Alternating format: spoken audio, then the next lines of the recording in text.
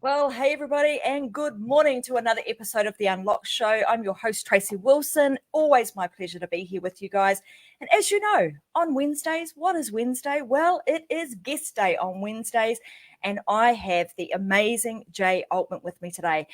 Look, I'm going to tell you that it's been some time since Jay and I caught up, and I have been messaging him for quite some time saying, hey, Jay, would love to have you on the Unlock Show because I know what you and your wonderful wife, Kelly, have been doing have been amazing and has been changing the lives of loads of people all over the world. And I know that by having Jay here on the show with us today, the amount of value that he's going to bring, you guys are going to be blown away. I know you are. So I want to make sure that you guys stay tuned. You want to grab yourself a pen and paper because if right now you are wondering how the heck do I get myself, whether it be from ground zero to six figures or from six figures to seven and beyond, you want to listen up and you want to listen to what Jay is going to share with us today because he's going to start breaking things down and he's going to give us some real strategies, tips, tools to really make this happen for you. There's some fundamental things that you need to be doing in your life now and forevermore to make sure that you create the right type of environment that is going to set you up for long-term success. Why do I know that Jay can do this? Because I know he's done it with many, many other people. He has literally helped thousands of people to reach their highest goals through application of success habits, business strategies, tactics, also eating the right kind of food, stress management, lifestyle factors, and spiritual development. So I know he does this for himself and for his family. And I know he's done it with many, many other people because I've heard all about it. Hence the reason I wanted to have him on the show. So without further ado, let me kind of zip it for a moment and say a huge, big welcome to my good friend, Jay. Thank you so much for being here. Thank you, Tracy. It is all the way my honor to be here. I'm super excited. I'm proud to be here to be able to sit, side by side to you. I know the genius you are, and I'm excited to, have this conversation with you and bring lots of value to the audience today. Oh, thanks very much. Look, and the other thing is, how cool is it that, I haven't caught up with Jay for almost, it feels like 18 months now. It feels like a lot longer, but it's been 18 months since we were able to sit in the same room together. But through, platforms like this and through the internet, well, it's as if we're sitting side by side, and we are, right? So anyway, let's go to paint a picture for our audience right now, because I know that, the viewers that watch the Unlock Show are those kind of people who want to live their life unlocked. And for a lot of people, that often means, I want to have some form of financial stability that is going to enable me to do all the things that I want to do. And so let's kind of paint this picture for them about where did Jay Altman get into the position where he's now a very successful businessman, a coach and a mentor to other people. How did that all start, Jay, and why are you so passionate about that? Yeah, it's a great question. Today I am a coach to businesses, right? Entrepreneur success coach is how I label myself. I just kind of made that up, but it was accidental, quite truly, very accidental how I landed to be this. And if I go back in time, I grew up in a very, very small town. I grew up very poor, evicted 12 times over an 8-year period. And I won't tell the whole backstory there, but several circumstances led us to be very poor. Through high school, I didn't know exactly what I wanted to do. I knew that I had two passions in my life at that time. One was sports. I was a decent athlete, and I loved music. And when it came time to go to college, I didn't know exactly which one to pick, but I couldn't imagine myself being a band director, which was the only thing I could think about doing with music. I'm like, no, I'm not a band director, and I wasn't good enough to be I thought a rock star. So I thought, all right, I got to pursue something with sports. And along with sports, I was not a good enough athlete to get a Division I scholarship. So I decided to pursue my academics and see how I could help work with athletes. Going back at that time, I got into business, going back just a little bit before that, my senior year of high school, my mom always got involved in multi-level marketing companies. And Mm-hmm. like every good multi-level marketer does, they recruit their family and their friends. So I was like the first recruit, right? Yeah. Okay. So I got recruited to sell water filtration systems. And so it was like a door-to-door sales. And in the town where I lived, we had sulfur water. And I don't know if the audience is familiar, but sulfur water smells like rotten eggs. And it turns your clothes black if you try to wash them in it. It's nasty. It's terrible. It smells terrible, and it is terrible. And so selling these things wasn't really like that hard. You would go into someone's home, you hook up this water filtration, and out came good smelling and good tasting water without all the yuckiness, right? So as part of this company, one of the things I love about multi-level marketing companies is they do a great job, generally speaking, at doing personal development with those who work for them. So generally every year they'll have a big conference, maybe call it a rah-rah type conference, but they will give you lots of strategies for how to grow your business. You will network with people inside the business. You will meet those who are making the millions of dollars inside the multi-level marketing company. They will be up on stage. Well, at this particular event down in Boca Raton, Florida, Tony Robbins was the keynote speaker.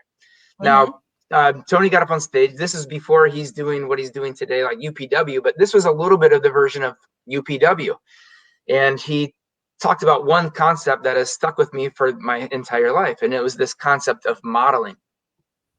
He said something like this: if you want to make a lot of money in this company, find someone here that's next to you today, ask them exactly what they did to get a lot of money building their business inside this multi-level marketing company. And if you do something similar to what they did, then you will get a similar result.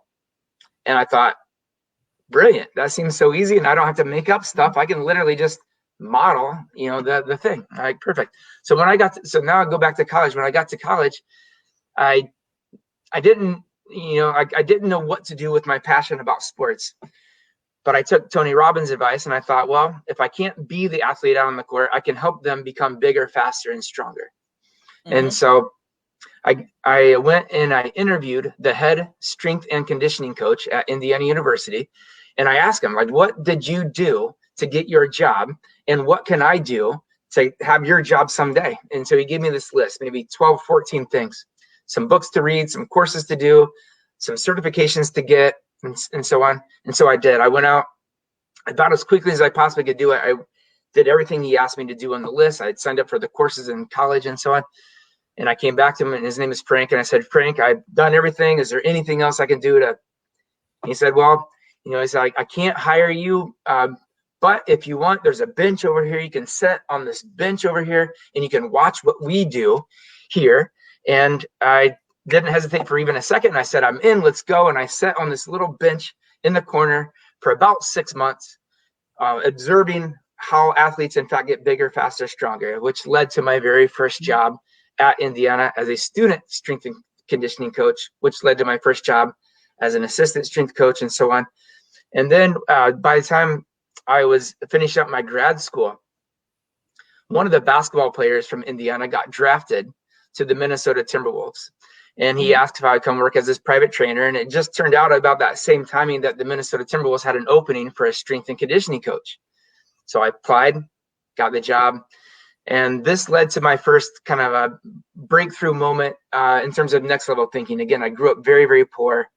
I had never made money. This first job paid $36,600 a year. And I thought I had won the lottery. It was a dream. That was a ton of money to me. I didn't know anybody there were very, very few people that I actually knew, like our town doctor is maybe like the only person I knew that made more money.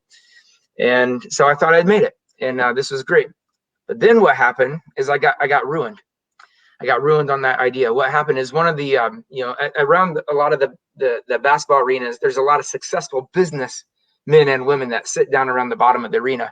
Well, my name was in the program, and one of the successful businessmen found me, contacted me, and said, hey, would you ever work as my private personal trainer? And we worked out a deal, and I said yes. And from there, what happened one day in about April, when it's tax day here in the U.S., he was all upset. He's coming into work, he's all upset. I'm like, why are you so upset? And he tells me he has to pay this 6-figure tax bill. The only thing I could think about, coming from no money, like, how in the world did you earn so much money that you have to pay a 6-figure tax bill. I wasn't earning anything close to 6 figures, and he has to pay a 6-figure tax bill. And he went on to tell me that he started his career as a radio DJ, but he noticed the people driving the nice cars into the studio were in the sales and marketing department.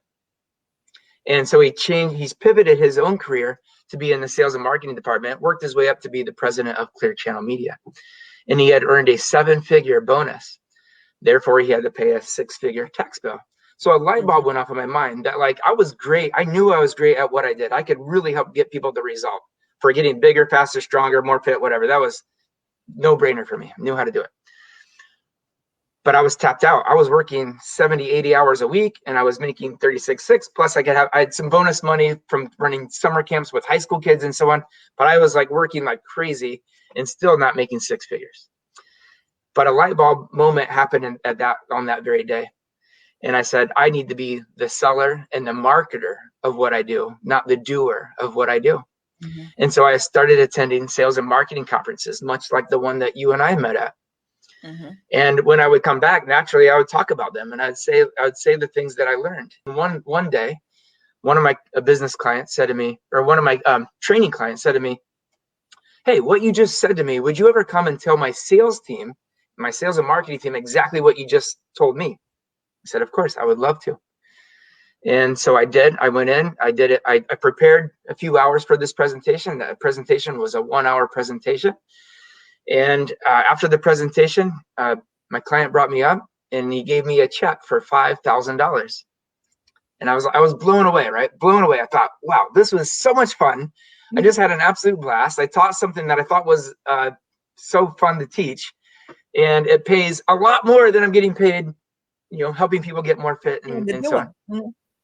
Totally. And that was a pivotal moment. A light bulb moment went off, and I told another client that I had done this. I had gone into their business and shared with them these marketing ideas. And they said, well, if you did it for them, would you do it for us? And that led to one thing to another to another. So when we started this conversation, I said I accidentally stumbled into being an entrepreneur success coach. And that's exactly how that happened. I just organically came from falling in love with sales and marketing and teaching.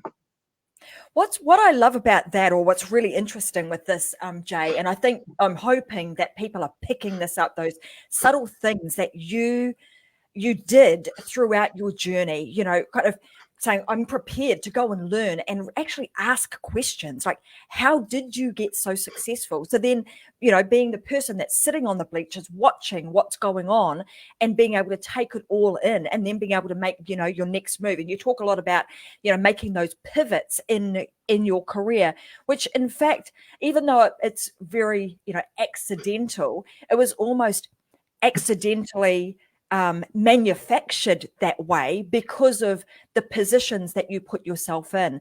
And I think the great points that you've made here is that, as we go through things, and you started thinking about, well, I'm going to watch what other people do. And maybe you got that advice from someone great like a Tony Robbins that said, hey, go and model what other people are doing. So, and you also mentioned that, multi-level marketing, most entrepreneurs have actually have done some kind of MLM network marketing at some point. And, they are great for that purpose of really creating great foundations to help you to self-develop and being able to spot those that are doing really, really well, in a crowd, because they put them up and they really make a spectacle of them on a stage. So it's easy to identify them.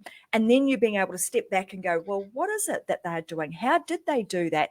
And then, like you say, again, you ask questions, you start, rubbing shoulders with the right people, you're watching, you're learning, and you start to emulate and start implementing some of the things that they do, which then lead from one thing to the next thing to the next thing. And all of a sudden, new doors are opening. The other point that I think is really important that you've made is that realization that, hang on a minute, me being the doer, I know I'm really damn good at what I do.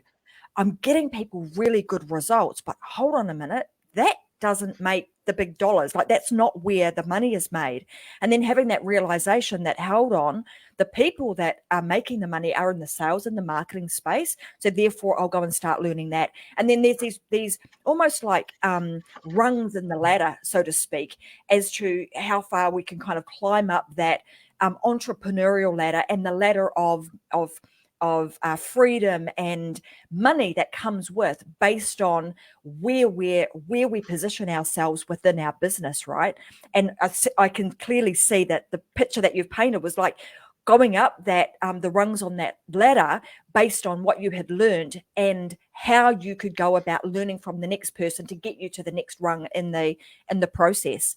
So I want to go here, because a lot of the time, you know, people would use that excuse of, I grew up somewhere really poor, my parents didn't have a lot, man, we got evicted from so many houses, I just did not grow up around money, so money wasn't something that I was, you know, that you were familiar with, that you were at that time blessed of having, and often we'll grow up thinking, well, you know, that is attached to me from a worthiness point of view, because I've never had any, so I don't know how to make it, I don't know how to get it.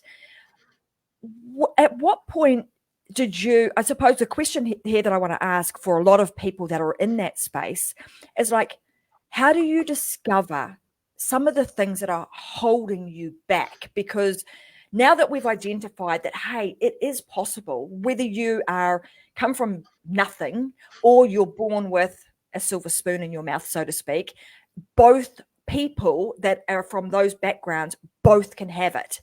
Both can have it all. You can get to a point where you are making 6, 7, even 8 figures and being really successful in all areas of your life. But there's often something that would hold people back. And for everybody, that might be something different. So how would one start to recognize or identify what might be holding them back? This is a loaded question, Tracy. There's a lot.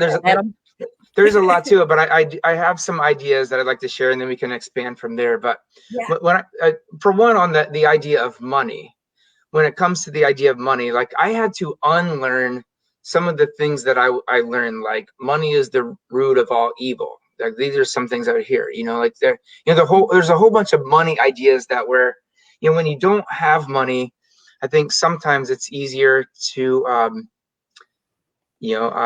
say some things to justify why you don't have money, and just say that if you had money, it'd be evil, and all this other thing, that money would equal bad.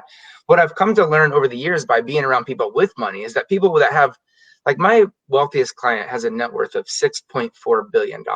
Okay. Now, what I would like to tell everybody is that money is not the reason. Money is not a motivator for them. It's morals and its values. And so one of the things I've learned over the years is that money is a magnifier of the person who has it. So if someone is a total jerk, they will be a jerk with a lot of money, and that jerkness will get magnified, right? Yeah. And if someone is kind and sweet, that will also be magnified. They generally will, it just magnifies what is. It mirrors back with a magnifying glass what is. And so, a couple of things I learned about money. I'll say a couple more things, and I'll pivot a little bit. So one is, once you get past maybe $75,000, $80,000 a year, money for the most part is not going to change your life so much. When I go backwards to the time when I was about 13, this was at kind of the peak of us being evicted a lot. During those years, a lot of times I didn't know where my next meal was coming from. I had like one pair of pants and a handful of shirts that were gifted from our local church, and some cousin hand-me-downs. And the thing is, like, when you don't have basic needs provided for, you don't have like food, and you're unsure about shelter, you might be moving another time and another time and another time. It's hard to get anything else really accomplished. But once you get past having your basic needs met, you have a shelter, you feel safe, and you have food, so you know you're going to eat. Much past that with money, if you're thinking that money is going to bring happiness, don't go after the money, because for that reason, because you're gonna fall short and maybe even fall into a depression. But if you can get to the idea, I guess I'll say this. When I was first started to make money, when I first made my first 36.6, and I thought I'd made it, and it did feel like a lot of money to me, and that's the truth. What I'll say is that early on, I was always about the money. I was focused on, how do I get the money? Where do I get the money? I want things. I want new shirts, and I want new clothes, and I want to drive nice cars. And this is the only thing really in my mind. And I got really stuck making a certain amount of money. I got stuck in the low six figures. I couldn't make any more money. I was working like crazy, and I couldn't figure out what to do until I had another epiphany moment. And the epiphany moment was, stop chasing money and start figuring out how I can serve deeper. How can I make a deeper, more meaningful impact into those people's lives that I'm serving? How can I help those that are paying me money right now? How can I help them so much that they can't stand not to give me even more money, or they can't stand not to even refer me on to someone else? And when that shift happened, it like opened up somewhat of a floodgate for money, because the money wasn't what I was after. I was after truly serving the people. How can I serve? And by the way, that was extremely fulfilling. When I get after this, and for anybody out in making your business go, if you want the money, I understand it. I wanted the money, but I also want to tell you that the way to get the money is not by trying to get the money. It's trying to help the people that you serve. It's trying to help the people you serve. And if you can do even a good job at that, you'll make more money than you can imagine. If you do a great job to an excellent job, and you go above and beyond, money will never, ever, ever be your problem. Not having money, or at least getting the money. Keeping the money is another thing that we won't talk about. But that's a really big deal. Now, can I go back to a different idea? Yeah, let's do that. Okay. So money is one part of this, but in business, what I recognize in businesses, and trying to go from, say, a startup to their first 6 figures, or 6 figures to that, like multiple 6 figures, maybe 300,000 or something, which is a big deal for one. And it's a big difference going from 1 to 3. So sometimes people throw out numbers like I'm going to go from 100,000 to 300,000. And it seems like this should happen like this, but that's not real for almost any business. In fact, most businesses fail. 9 out of 10 fail within a 5-year period. So, right? Yep. Yeah. But here's the key. The key is to do something simple. And what I mean simple, it doesn't mean like surface. It means what happens for most businesses when they start out, they try to sell way too much stuff, product, services, whatever, way too much, to way too broad of an audience. And those two things together are a killer for any business. A very quick example would be like if you asked me what I did, and I just said, for example, I sell vitamin D. How hard is that? How hard would that be to understand? It's extremely simple. Anybody can understand. I sell vitamin D. And then if someone said, well, Jay, who do you sell vitamin D to? And I said, well, I sell it to people who live in climates where half the year the sun is not strong enough to provide them vitamin D. And then I educate them about what vitamin D is. I would teach them something about how vitamin D is not just a vitamin. In fact, it operates much like a hormone.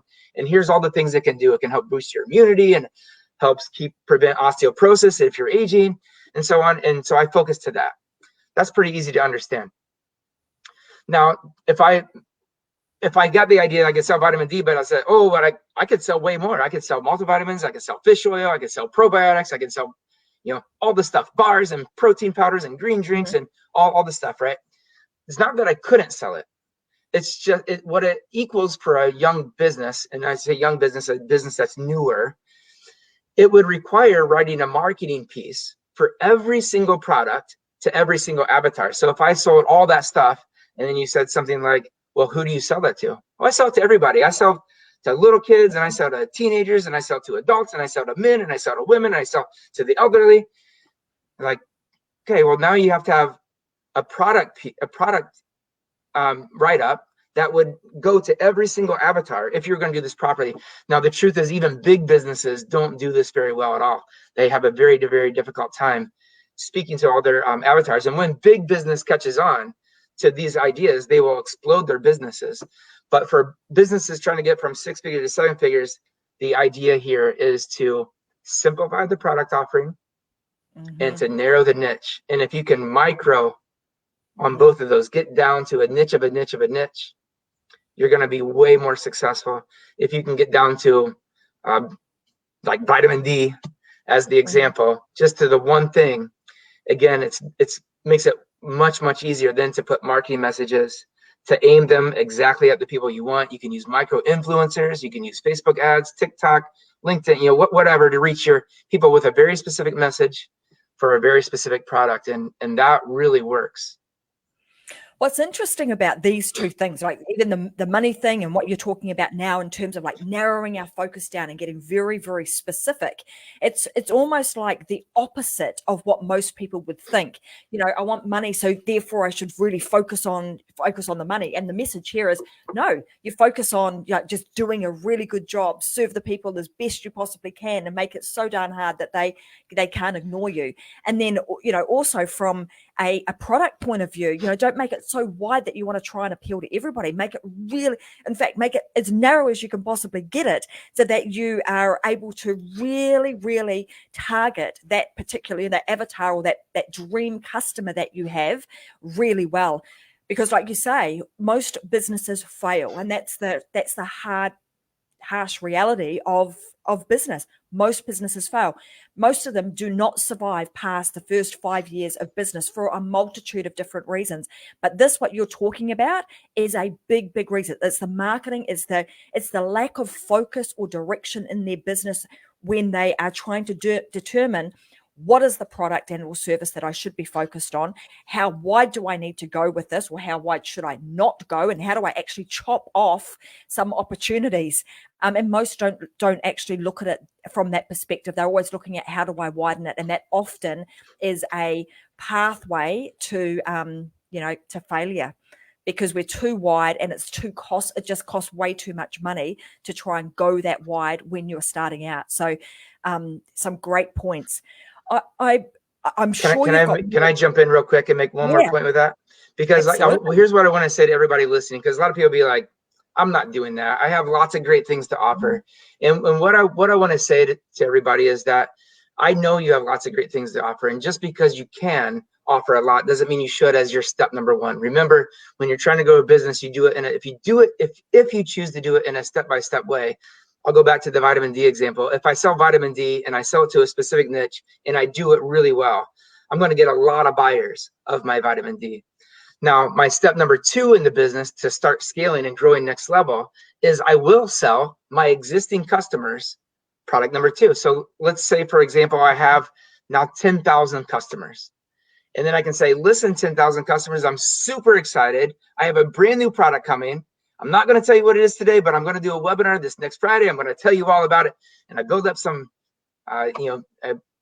build up that anticipation of what I'm about to release. And then I say, I have this brand new multivitamin, but it's not any multivitamin. And I talk about where I've sourced it from here and there and all this place. Now I can sell my product number 2 initially through the webinar to all the people that are already on my list. So I don't have to pay anything to Facebook or Instagram or TikTok or LinkedIn or any other. I don't have to spend any time on any of these platforms. I just get to sell them more products.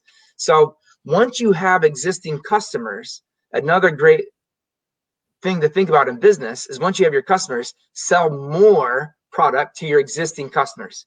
But that step 1 is critical if you're going to make it, to sell a hyper targeted thing to one thing to one kind of people. And then from there, you have so much power to leverage up. Totally. And by leading with that first kind of product, that your flagship product, so to speak, and building out your database and your customer base based on that. They know you, they like you, they trust you. Like you say, they're already in your world, so you don't have to pay to go and try and attract them anymore. So again, your marketing costs are reduced. And secondly, I often refer to this as like building out that yellow brick road. So you're like, where am I going to take my customers? Where am I going to lead them to? And continuing to build your business, your product suite, your maybe you've even heard to it referred to as your value ladder, based on this concept that Jay is speaking of today. So bringing in that initial customer and then really thinking about, now that they're here with me, what would be the most logical next product that this existing customer base would want and, would need and want. And that way you can, continue to use that layering effect and paving the way for them moving forward. So, it is definitely, the way to go for sure. So I know that there are a whole lot of metrics that once you've kind of built this out, Jane, you're kind of looking at businesses, you're narrowing stuff down, you're thinking about, what's the long-term plan with this. There are a set of like metrics that I know you use in your business and that you kind of coach with other people that really help people to set themselves up for guaranteed success. Do you want to let's talk a little bit about what they are so that people can identify them and they can start implementing and at least putting those measurements in place into their business? Because we know, if you haven't heard this phrase already, what gets measured gets done. And I'm that is the case. I mean, I'm a big list maker. I have books and books and books of stuff of things that I need to be doing. If I can note it down and I can measure my success with it, I know it's going to get done. So let's talk about some of the metrics. Absolutely. Okay, so here's the thing. There's I forget where I heard this first, but there's an idea in business, and this is so valid. I almost can't do it justice. And it says something like this: your business will never outgrow the person that is running it. So, my business will never outgrow my own personal development. Your business will never outgrow your personal development. It can't. And one thing I can tell you from working with ultra wealthy all the way down to some, the last few years I've been focusing to those businesses making right at 100,000, trying to scale up. One of the things I can tell you is personal development is critical. And those that are already making a lot of money, that are already, whether they're executives at large companies or they're entrepreneurs doing great things, if you check out what they're doing on a daily basis or weekly basis, you're going to find all kinds of amazing habits. So when I think about the metrics that drive a business, I like to look at personal metrics and I like to look at business metrics, because I know, especially in businesses that are, just trying to come up, that I can teach all the business strategy, I can teach business tactics, but what will happen is people will know them, but they'll find that they have some kind of resistance, that they won't be able to execute on the things that they know. They're like, yep, I've heard that before. Yep, I've heard that before. Yep, I've heard that before. And they find they're like, I don't know why I'm not doing it. What's wrong with me? And the truth is nothing's wrong with you, except for this idea of paying attention to you. And so here's some of the things I like to look at on the personal side. One is I like to look at morning routine. What is a morning routine? A morning routine should just have some basic things about it. And I won't get into specifics today, but some basic things would be to move, to breathe, to meditate, or at least, think about what you want to get done in this day. Think about how that relates to what you want to get done in this 6 weeks or this quarter or this year. And so that when you go to get into your day, that you've moved and you've done some breathing, and you should take in some nourishment so that you feel nourished and ready to go, and that you start your day with intention. And so most people, when they're starting out, their morning routines will not have those things, at least on a regular basis.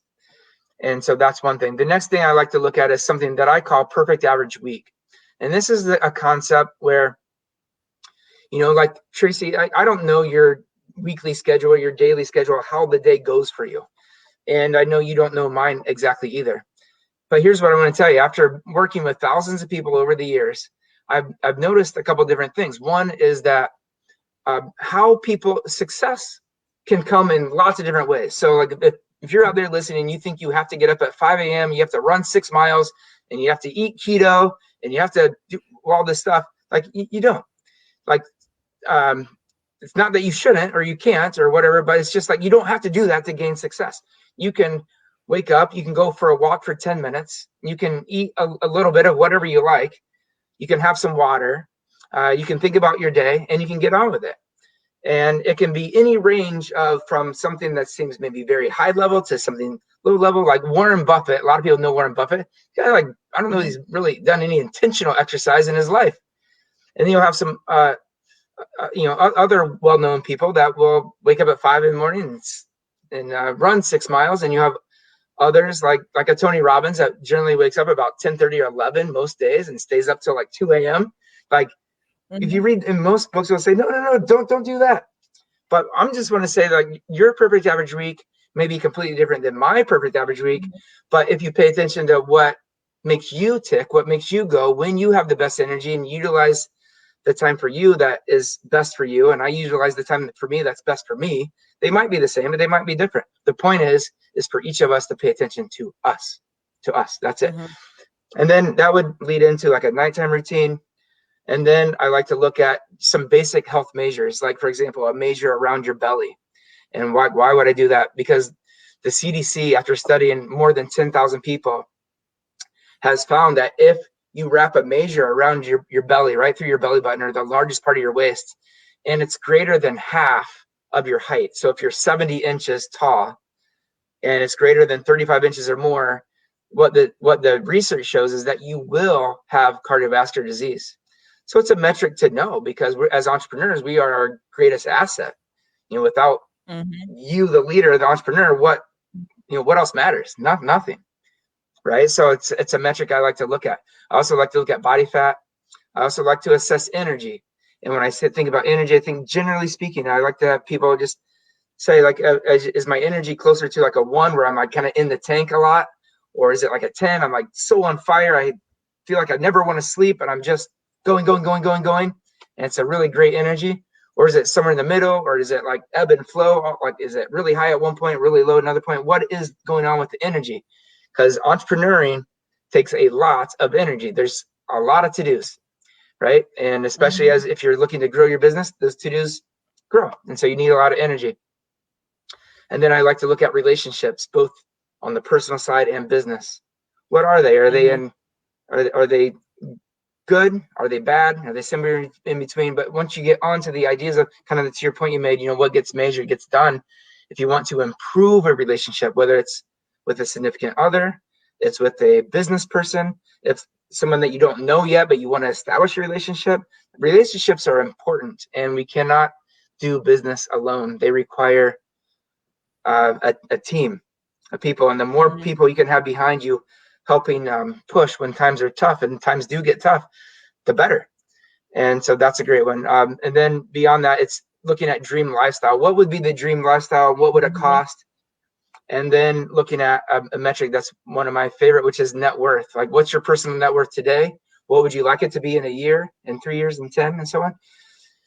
And so getting some metrics around that. Then we shift over to the business side. On the business side, really some real important numbers that are just might seem very basic, but most business people do not know, which is, what is the previous year profit and loss? Okay, what's the profit and loss? What is like your top line? What was your top line revenue from the year before? What is your business model? What is your value ladder? Even if you're younger, we might only be executing on one rung of the value ladder until you get to multiple 6 figures, but we're going to fill it all in so you can get a more mature business that produces passive income on autopilot. You can ramp up and so on. Okay, and then it is the other metrics are what we touched on a little bit, which is, who do you sell to? Who's the clear avatar? Who's the one person or the 2 people that are ideal for you to sell to? Because if you find 1 or 2, there's going to be millions just like that that you can sell to. And then the next part then is, of course, what do you sell? And I would say, between those 2, like, who you sell to would be more important. That who you sell, like my first clients that I did exercise training with are still my clients today, 21 years later, for a whole different set of reasons. Like, I don't sell them what I used to sell them. I don't do exercise. I do business coaching, but it's the same people. I love the people, and they love me back. And so, so who you sell to, really important. What do you sell is another thing. And then how do you sell it? How do you sell it? Well, if you don't know, like what we talked about in an earlier conversation, you can model it. Who else is selling it? How do they sell it? Where do they sell it? And you can model that.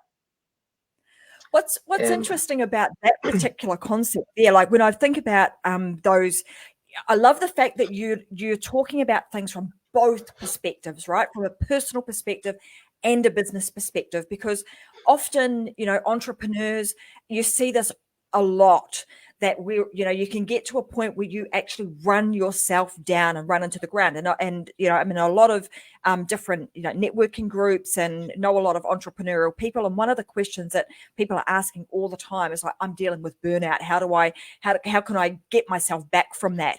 So the fact that we're dealing with, today, we're talking about both sides of that coin from a personal perspective and business is really important. And starting with you, the individual first. And like you say, because without you, you don't have a bit. In most cases, most people don't have a business because we're starting out and you're creating yourself a job. And in those early stages, there's only you. You created a job, and if you're not there, you don't have that job anymore. So anyway, that's a great point that you make in terms of like focusing on both those components.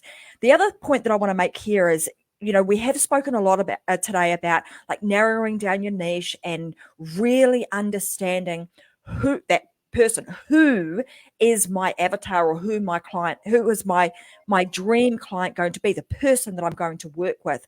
And what I often find is that when I get people to work on this over and over and over again and get them to dig deeper and deeper and deeper, often people don't enjoy doing this piece. But I want to make the point, like Jay has today, about how important it is to really spend time understanding who is that one person, the avatar, the type of person that you want to be working with. It's so important to do that and actually revisiting it on a regular basis. The next thing I wanted to talk about was this, or make a point of just reiterating, is that concept of almost starting with why. Like, not what is my product, not how am I going to do it, and what is the product that I'm going to sell, but it's like why. So starting with why the heck am I doing this? And a lot of like the businesses that I've created or the concepts that I've come up with have actually come up, have been created because there was actually a problem in the first place. It's usually a problem that I've come up against. It's been something that I've tried to find a solution for and it didn't exist. So therefore I would be like, if it doesn't exist, well, then what do I do about it? I can wait for somebody else to create it, or I can go and create it myself. So I start with that very, that centerpiece of being why. And that also helps to continue to keep you driven and passionate and focused on the thing that you are creating. So you start with why, and then what is it that I'm going to do? Who is it I'm going to work with? What is it that I'm going to do? And then how am I going to create it and or sell it? And when you start from that perspective, like Jay's alluded to, you don't have to focus on the money.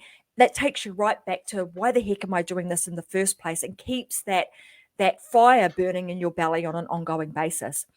So the other thing that I wanted to kind of, now that we've established some metrics, because we know that what gets measured gets done. And when we know what to measure, we can start making plans around those, and we can start saying, well, how often am I actually going to measure these metrics, and how will I actually determine whether or not I'm successful with them, and what changes might I make? And I would suggest, we work on a 90-day cycle, suggest that you kind of do that every 90 days to keep track of, what's going on, and then break that down into monthly and weekly and daily, of course. But then there's some basic things that we can do. And I know you talk about like how to unleash that single most important factor that enables you to reach like levels of success that most only dream about. And if there's like the one thing, everybody wants to know the one thing. It's like, give me a pill, or give me the one thing that I can do that's going to make a big difference. In your opinion, Jay, what is that? Yeah, this is my opinion, and it's also based on a heck of a lot of science. And Great. so I know that sometimes this can feel very mysterious, and like, what would be the one thing if I could do? What's one thing that would like unleash me so I can go to my next level, so I can live what I say that I want to do? and what it is. So we've been talking about these metrics, right? We talked about these personal metrics. We talked about some business metrics. And depending on the size of business, there could be some other metrics, different KPIs and so on that we would want to like get into. But what I just went over those are foundational to any size business, whether it's billions of dollar business or new business. Those metrics are must knows. Now, so what is that one thing? That one thing is actually your identity. So we don't always get what we Hallelujah. say we want. It is actually Mhm. your identity. So then the follow-up question Mhm. to that is like, how in the, like, what, well, okay, I understand it and I've heard it. I've maybe read it on some people's social media posts and so on, but like, how do you, like, what do you do about identity? How do you change it? Like, what do you actually do? What's an action step? So I want to give some action steps that people can take to change their identity. And I'm a little reluctant to even say change your identity, because really what it is, it's uncovering who you actually really are. It's bringing out the best version of you. It's, you know, Tracy, when you were 5 years old, you were you, but you're not your 5-year-old version of you now. And when you turned 10, you were still you, but you're not now the 10-year-old version. And when you turn 20, so on, and now that you're 29, you're Thank not the you. you're not the I'll take 20-year-old that, version, Jay. right? Yeah, of course. Exactly. And the idea is that every year we get to become this new, better version of us. Hopefully, at the end of each year, we can each say that I'm a better person. Maybe I'm a better husband or a better wife or a better significant other, a better boyfriend or girlfriend, a better mom or a better dad. I'm a better businesswoman or a businessman. I'm a better, whatever, better friend. I'm more spiritual. Whatever the thing is that you've been able to, kind of find your way and weave your way to this new level identity. So today I sit here at 47 years old. So I like to say I'm my 47.0 version of me, and I'm a work in progress. And so how you change your identity is we talk through these metrics. When you pay attention to these metrics and you look at them, at the end of these metrics, what I like to do with my coaching clients is I have them write up a clear vision statement. So we start by getting very clear on where the person is in their own life, have them get clear on where their business is right now, and then we imagine where they want to be in a year and in 3 years. And once we have clarity on those things, we write up a clear vision statement. Now, this turns out to be usually a 2 to 7 page kind of story all about you, about where it is you are, where it is you want to go, and so on.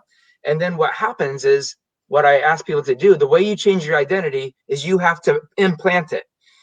And the way that you implant it, one of the ways is, so imagine I have a sheet in front of me with my written clear vision statement. It's all about me. It's all about my business. It's my life, where I want to go. And what I do is I start talking about, and if I don't know how, that's fine. I just say in my clear vision, I don't know how, but when I get to the time that's time to find out how, I will go model someone, or I'll find the expert that already does know. If I don't know how to do Facebook ads, I will find the person that does. They're out there. So you just find the expert, and then you pay them, or you get close to them, or you go read some books, whatever, and you figure out how to do it. So you have this clear vision statement, okay? And it speaks very clearly about these things. And what you do, how you train when you train your subconscious mind, your identity lives in your subconscious mind, okay? And you read your clear vision statement ideally every day. Now, we're all humans, and I don't know anybody, including myself, that actually does it every day, but that would be ideal. Train your brain every day. Then what I like to have people do is to record themselves, like put themselves on their computer screen, turn on Loom or whatever else you like to screen record with, do a screen recording, make a video of you telling you what it is that you want to do. Here's where I'm at. Here's where I want to go. Here's how I'm going to do it. And you listen to it. And it's very easy from there to make an MP3. So if you're out for a walk or whatever, listen to it.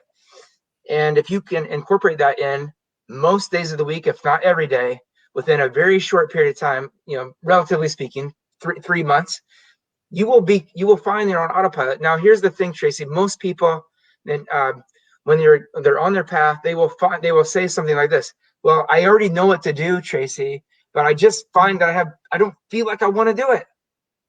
Whenever we say, like, I know what to do, but I don't feel like I want to do it. I know I'm supposed to, go on social media and do whatever, but I don't feel like it. And so then they don't. They blow it off. They turn to some form of escapism. They watch Netflix, or they scroll social media just for fun, or you do something else to blow off time.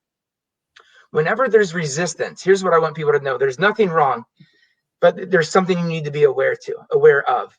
And what you need to be aware of is this is a miscommunication between what you extrinsically say you want, like what maybe you would verbalize that you say, I want this. And I believe someone says, I want to make $1 million a year. Well, I believe they want to make $1 million a year. I believe that. But I also will believe if they're not making it, I already know that their identity is not an identity that believes that that's who they are. Mm-hmm. And so I have to go to work on their identity if I have any chance at teaching them business strategies and tactics. So what I'll want to do then is teach them this idea and show them exactly how to do it. And if there is resistance there, that means the identity is on board for something else. And when there's no resistance, that means your identity is on board for that. And so, there's certain things that you do that are your habits that even if, like, say, if you're an exerciser out there and you get away from exercise for whatever reason, you're traveling or you got sick or, whatever, you're just tired and you blew off exercise for a while. But if you've been into exercise and you actually have loved it, now you've created all these connections that exercise equals something that I love. And that is part of the identity then, if it's something you love. Now, if you're exercising too much or too little, you're probably going to hate it, because if you exercise too much, you're going to hurt and it's not going to feel good. If you exercise too little, you're not really going to realize any benefit from it. So you're not going to really fall in love with it. But if you get that Goldilocks zone, that just right amount, you in fact will fall in love with exercise, because it in fact will make you feel good. And I believe in terms of like doing that sort of stuff, it's like you're creating an anchor. Like it's something that is, you enjoy it. So therefore it's like anchoring into your subconscious mind that, hey, when I do this, it actually makes me feel good. So therefore the person's going to do, more of it. 100%. It's an absolute internal anchor. It's the best kind of an anchor, because it's not something you're trying to convince yourself of. It's not something you think you should do because so-and-so said to, but it's because you're doing it because in fact you really are benefiting from it. So if you're struggling right now because with the idea that you can't get yourself to do something you think you want to do, that you say you want to do, but you feel this resistance, go to work on your subconscious mind, train it, focus on what you really want, find someone who can mentor you. Listen to Tracy. She is absolutely freaking brilliant. Follow what she says, do what she says, follow the steps, because she will guide you step by step by step to get you exactly what you want. And when you study what she teaches and you implant it in, you will find that the resistance will first start to lessen, or it might kind of ebb and flow. Some days you might feel resistance and some days not. But over a period of time, as you continue to focus on what you want, and you really are seeing that you're making more money, that you feel better, that your business feels easier, it's making you more money, then it's like you have these natural anchors inside to want to go further in that direction. If the business you're running makes you feel miserable and run down, forget it. You will self-sabotage. It's the word people say, but it's really just you're running from something that equals a painful experience. Absolutely. And I think that I love that concept that you used, in terms of like getting people to understand that we're actually evolving all the time. Every single day, life is an evolution.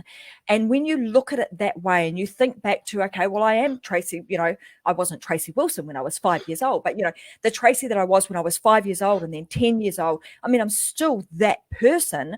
I'm just an older, a wiser, a more lived, evolved version of me. So if that is the case, so this is really, really important for people to get. If you understand that, and that is truth, right? That is truth. We can say, I'm not the version of myself when I was 5 years old. So if we know that to be true, that then indicates to us that tomorrow we can start transforming ourselves into the person that you want to be and that you need to become to have and do and enjoy all of the things that you actually want. And often people look at this from almost the upside down version, and we're like, I'll feel happy when I have, a nice house, when I have a great car, when I have all of these things. But when we can work on what Jay's talking about, when we work on our own identity and we work on who we are, like inside, how we feel, and the things that we say to ourselves, then you start to become, you transform into becoming that person that then has the things that that you want and is able to do the things that you want, and you start to attract all of those in your life. And I think there's been multiple times in the conversation that I've had with Jay today where there have been those kind of like those light bulb moments, let's call them those, where he has identified that what you think is the norm, like the norm would be go chase the money. He said, don't chase the money. You actually want to focus on something different. If you think that you have to go and, work on things externally, or you're just going to work on strategy and tactics in your business, you're going to work on yourself first and then the strategy and the tactics in your business later. If you think that you want to change this whole concept of the one thing that is going to be able to unleash the greatness that already exists within you, is actually to start working on yourself and your own identity. This, and I'm harping on about this because this is huge. When I realized this for myself, things started to change considerably, because you start out often in this entrepreneurial journey and it's like, am I going to make it? Will I make it? And until such time as you already, it's almost like you're living in the future in your head of, I'm living there in the now in my head, and therefore I'm playing that out in real life. It's kind of how it's like playing that movie in my head, and now I'm going to play it in real life. Love it. So good. So good. It's an interesting concept. I'm just going to let everybody know, you guys know that I have a show on a Wednesday and a Friday. So Jay has given me, in fact, the topic for this Friday. So I want you guys to come back on Friday, because I'm going to talk a lot more about, I'm going to give you some very simple things as to how you can find kind of those beliefs that sit inside you that often help to formulate the identity in which we hold for ourselves, how you can actually start to, I'm going to call it reset those, how to identify them, and what steps you need to take to reset them. So tune in on Friday when I'm going to cover those. I love this conversation, Jay, because not only is it very practical, but a big part of what we talk about on the Unlock show is like how to unlock this, because all of this stuff, and I can't stress this enough, everybody has the ability to be great, to be successful in whatever it is that they want to do. And this show is about bringing to you the people that can help you do that, give you the strategies, the tactics, the tools, and sometimes resources that will help you to unlock that greatness that already exists inside you. So before when we could talk about this for ages, because it is such an interesting and a valuable topic that, a lot of coaches wouldn't really talk about, because they talk about just the, I'm going to say superficial, the stuff on the surface. This is really deep stuff, but really, really powerful. And we don't have all day to do that. So I want to give you an opportunity to kind of give the rest of our viewers and you guys, this is live. So if you've got any questions for Jay or for myself today, you can actually type them in the comment section. If you want us to be able to see them, you need to let StreamYard know or give them permission to allow us to see your comments. So I can see there's a bunch of you watching. I can't see all of the comments coming through, so I apologize if you guys are commenting profusely on Facebook right now. We can't see them, so you need to make sure that you're allowing StreamYard to see you so that we too can see your comments as they come through. So any questions for today, post them in the comment section and we will endeavor to answer them for you now. But I'm going to give Jay an opportunity to kind of circle back, wrap this up with anything else that he thinks is really important to share as we wrap up today's session. Thank you, Tracy. So I guess the idea, really, you touched on a really key idea, what you were just talking about here. You talked about this idea of kind of be plus do kind of equals have. And it is not the other way around. It is not Well, if I just had the money, then I could have a successful business. Then I could finally be happy. It is completely the opposite. And I had it wrong. I had it all the way wrong in my younger years. I did have it in my mind that if I just had the money, like you have to have money to make money. I believe that. That is not completely not true. You do not have to have money to make money. That is not a true statement. You have to have this idea of well, a couple of things. For one, we talked about this idea of really serving. If you serve deeper and better, you get successful. But there, in fact, you can make money with. You can do it the other way. You can go after the money. Like you could sell something that you have no passion about. Like you go out and sell pens, and if you don't care about pens, you can still go out and sell pens and make money selling pens, and make a lot of money. But it'll leave you probably feeling less than. But if you're out there and you have a business, especially if you're a service-based business or you have a product that you really do care about, like a face lotion that will change people. It's better than all the ones in the market. It's safer, it's non-toxic, it does what you say it does, all this stuff, and you really are passionate about it. It'll be so fulfilling. The stories that will come back to you, the rewards that come back to you will be way greater than the money.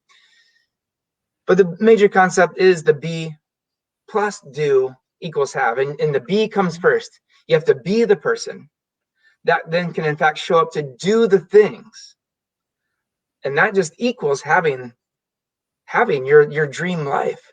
And so I guess I want to stress that again. Be the person. Focus on you. If you can get your energies up, if you can feel good in your own skin, if you can show up in your days with the energy, with focus, being nourished, and so on, so that you have the energy that it takes to do the things. You go to work on your subconscious mind so you can change your identity into your next version of you. It's all you, into that next best version of you. Then what you will find is the resistance to doing the things will go down when you have the energy, because you're working on yourself so you feel good, and you work on the subconscious mind. Your resistance will go down, and when the resistance goes down, you will move forward and you will have your dream life. Thank you so much, Jay.